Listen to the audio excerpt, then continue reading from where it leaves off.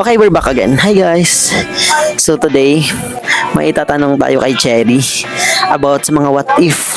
Yun, pagdating sa mga relations. Okay. So first, I would like to ask you, Cherry, what if napilitan lang siya?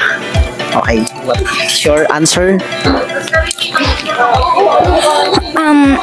For me, kung napipilitan lang yung isang tao, bakit mo ko siyang kailangan i-pursue? So, kapag alam mo namang in the first place or ramdam mo na napipilitan lang yung tao sa'yo, then wag mo hayaan pumasok sa buhay mo kasi kung ayaw mo magsisi sa uli. Wow, talaga ba? Talaga? Oo, tangina mo. Sige, sinabi mo yan. Sinabi mo yan, be. Okay. My next question is, what if sinasabi niya lang na mahal ka niya, pero ang totoo, hindi pala? Oh, what is your answer? Then, thank you.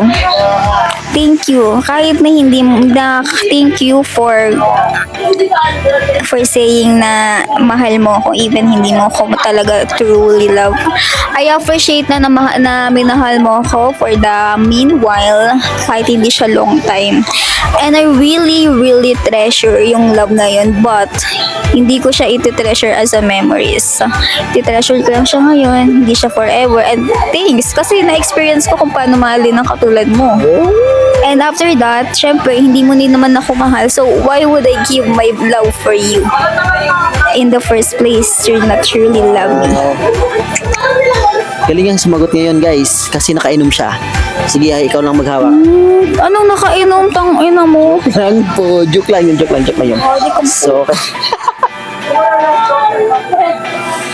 So, okay. My next question is, what if hindi naman talaga ikaw ang reason ng kasiyahan niya?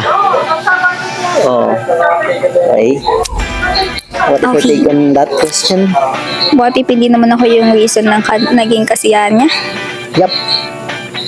Then kung hindi ako yung reason ng naging kasiyahan niya, sino? And bakit? Bakit niya hinahayaan na maging reason niya ako para maging masaya siya kung hindi naman pala ako? Parang useless na maging masaya ka sa akin kung hindi naman pala ako ang nagiging reason mo. That's nonsense and useless na mahalin ng katulad mo kung di naman ako ang nagpapasaya sa piling mo.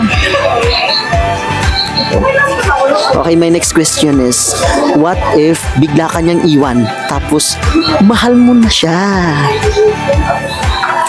Okay, my answer dyan, syempre, first of all, sobrang hirap naman sa part na iniwan ka, tapos minahal mo na siya, di ba? Sobrang hirap mag-move on sa part na yan. Pero at some point, you need to realize na dumating lang siya sa buhay para mahalin ka. Dumating na siya sa buhay mo para mahalin ka niya, pero hindi magstay forever.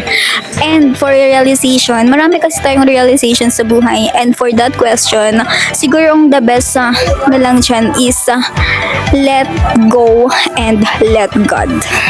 Huwag natin hayaan na magmukmok tayo dahil lang dyan sa super hindi naman masyadong masakit or malalim na sugat na yun, hayaan natin na maging masaya tayo sa piling ng iba kasi we know naman na maraming mas better, and kung hindi mo naman deserve, then let go.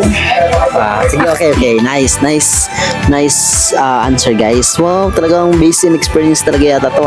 So, okay, my last question is, what if ka-close mo talaga ang gusto niya?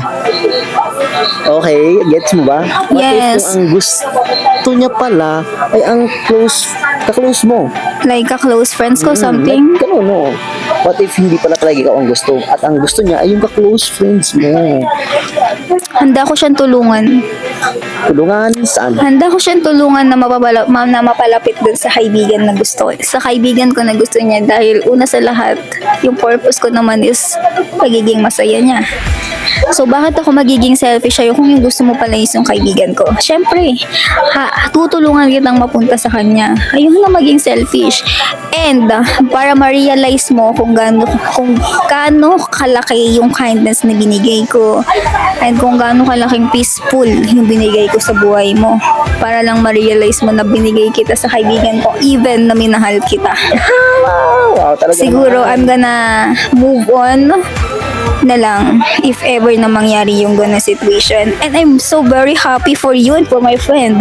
And kung lalo na kung gusto ka rin naman ng friend ko.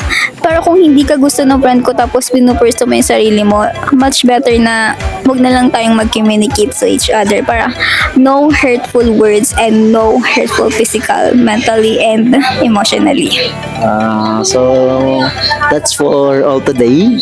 Thank you, Be, sa pagsagot ng mga tanong. Napakaganda ng mga sagot mo and parang feeling ko na-experience mo talaga siya. Na-experience mo ba talaga? Or I have a lot of experience before since nagkaroon ako ng past. Then marami akong realization and marami akong chance na baguhin yung sarili ko and that kind na sa pagiging lahat naman kasi tayo na may red flags and nagiging toxic eh. Pero once na realize mo yon sa mga past mo, then pag may present na, syempre hayaan mo bang yung past mo maging mahantong sa present, diba? Hindi naman. So meron tayong mga pagbabago and realization. Kaya nga nasabi ko, acceptance is the key. Yun lang. okay, bye-bye. That's all for today. Thank you. Muntang. Tanga pa talaga.